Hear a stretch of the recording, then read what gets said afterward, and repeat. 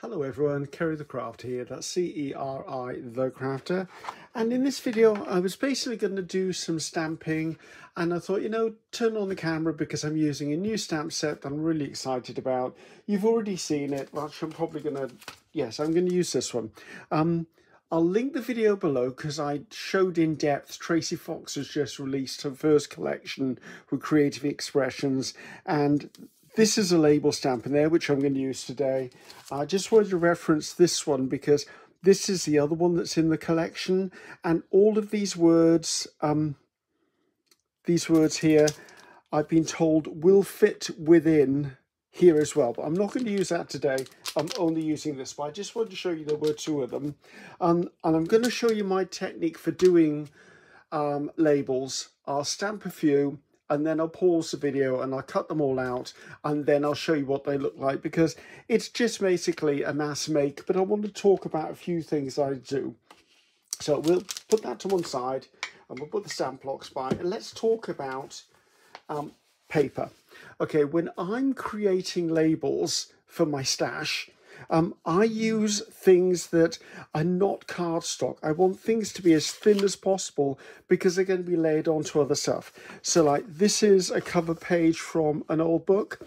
I like the way it's all mottled and stained. So if I stamp all this and cut this into labels, then I've already got an old looking piece there.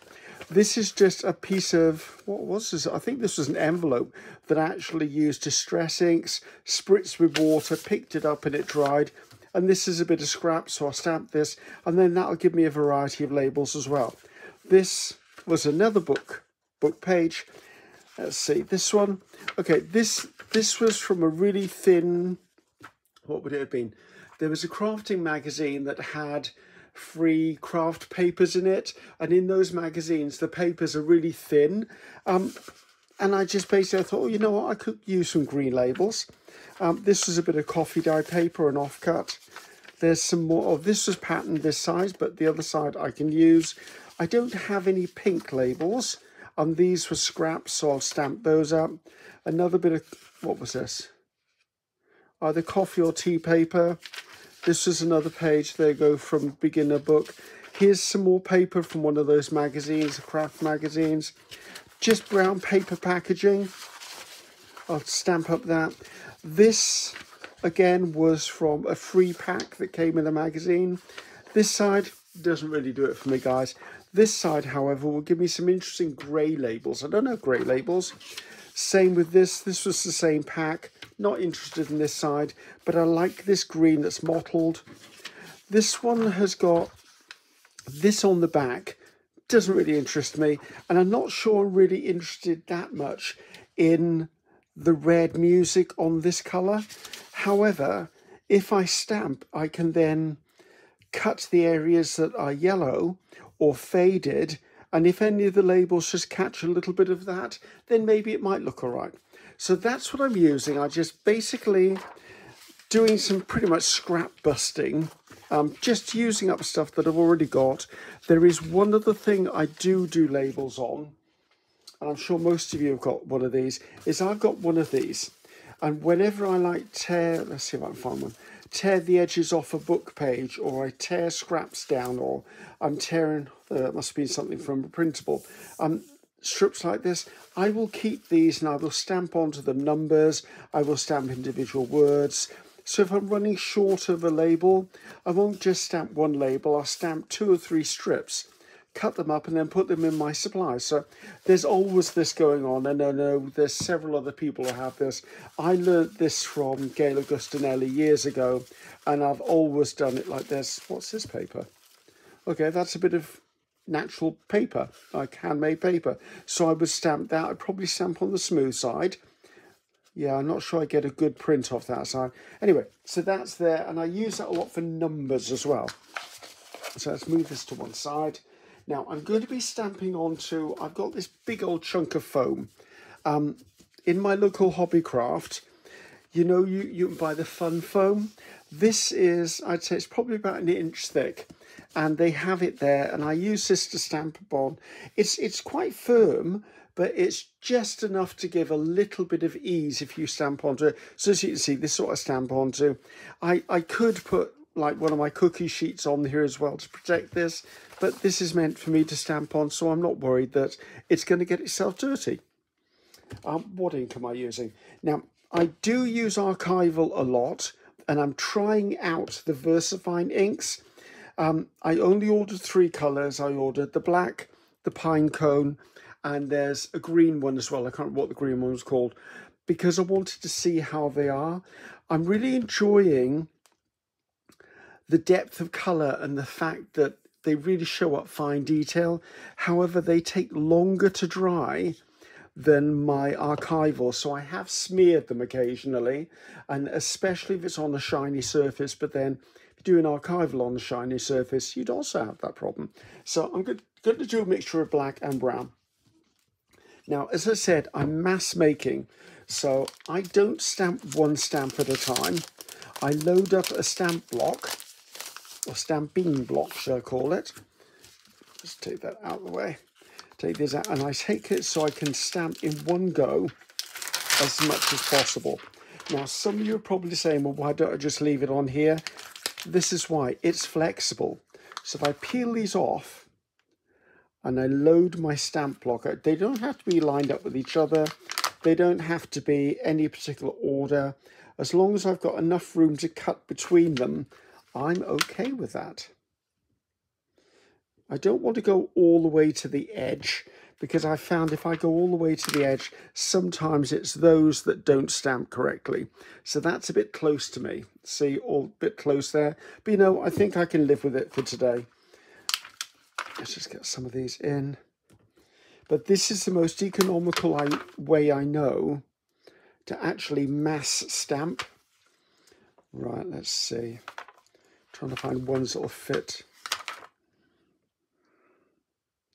Right, so that basically has now become one stamp.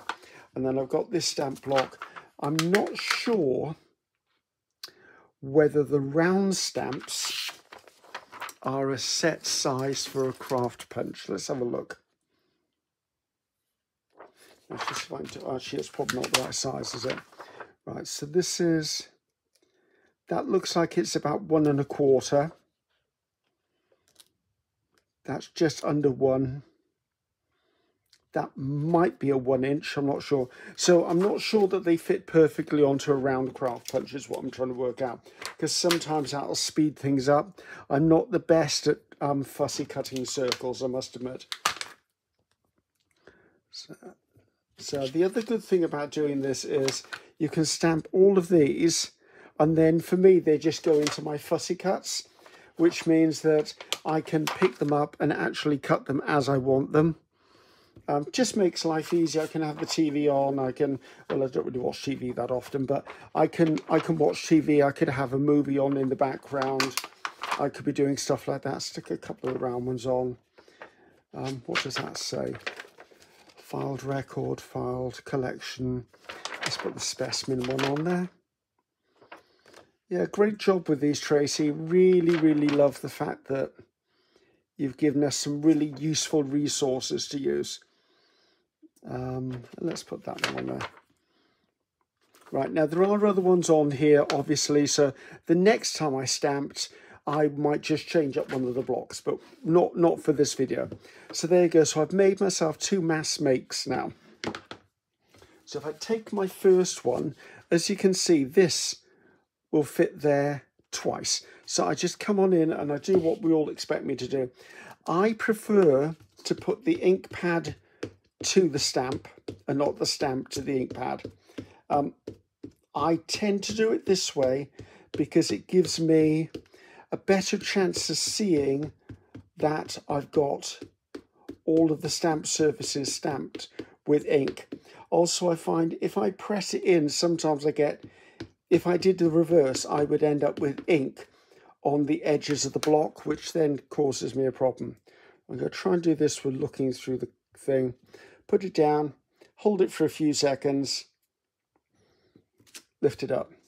Do I mind that looks like that? No, I'm okay with that. This is the first time I'm using these stamps. There's sometimes a coating on clear stamps, sometimes on rubber stamps as well, the red rubbers. and it takes a while for that coating to come off. Some people will put sticky tape on and lift the sticky tape off a couple of times, and that in itself will take the coating off. Some people believe if you rub it with your hand, that takes the coating off. Sometimes people will do a coating of ink like this and actually just let the coating of ink dry, and then that's fine. As the more you use it, the better it is.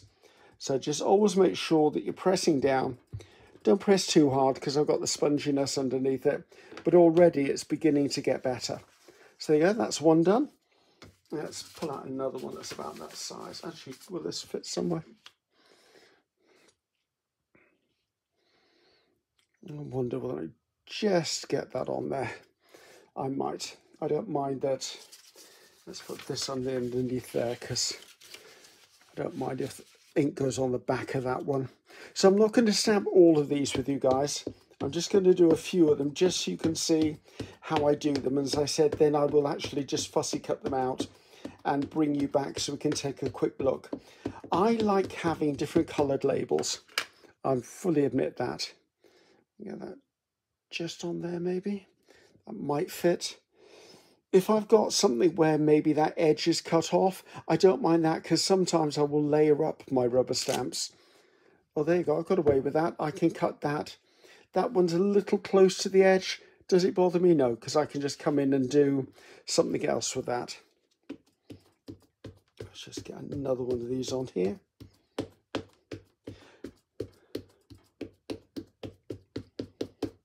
Another thing you can do too is if you've got partial stamps, like say something like, where are we? Here, this didn't stamp well enough for you. Because you've got the stamp there already, you could just go around with a fine black marker. There you go, getting some good results on that.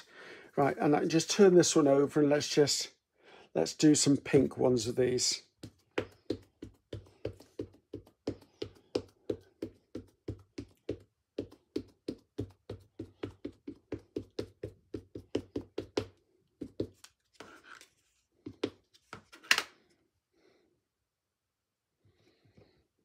I always press in the middle and just gently press around the edges.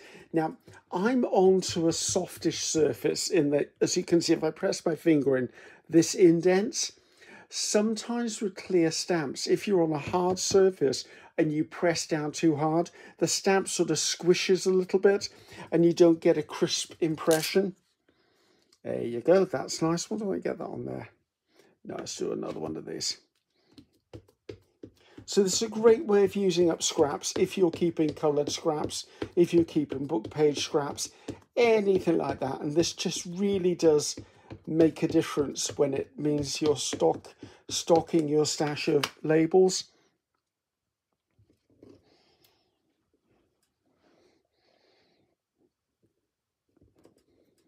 I think what I'm going to do is I'm going to pause you now and I'm going to stamp the rest of these and then bring you back to show you what they look like stamped. And then I will pause you again, go on my fussy cut, because it's going to take quite a while for me to fussy cut all this lot. And then I'll come back and show you the results. So just so you have an idea what you can produce just by doing this method. So I will see you in 2 seconds. And they're all stamped. So as you can see, I mean, some of them are not perfect. That's not the stamp, that's user error. But, I mean, this just gives me a good old stockpile. It's going to take me a while to fussy cut these.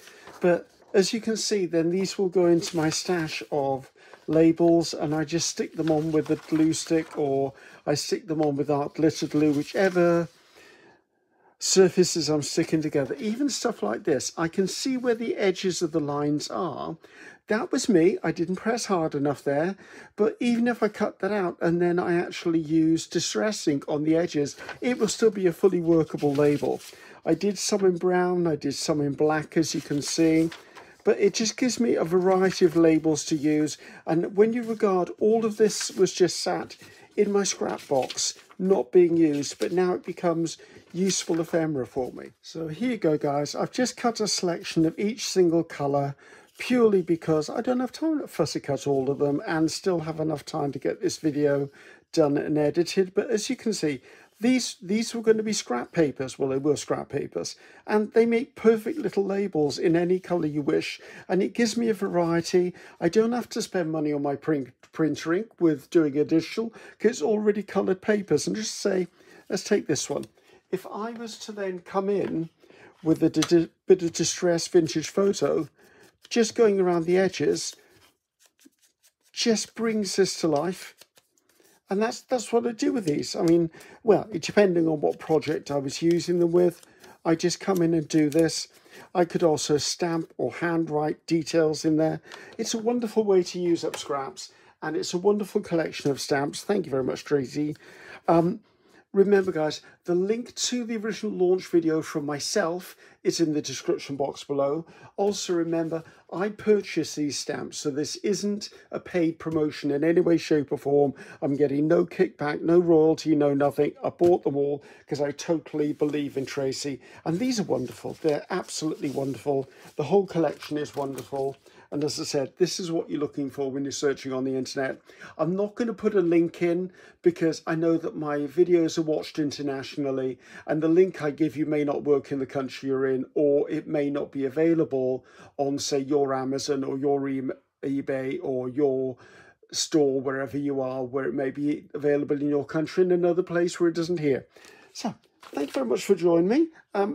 As I said, a quick little video, but I think a worthwhile one. And as time goes on, I will do other projects with the other stamps in the kit because I'm really excited about having them. So I'm Ceri the Crafter. That's Ceri the Crafter. Until next time, goodbye now.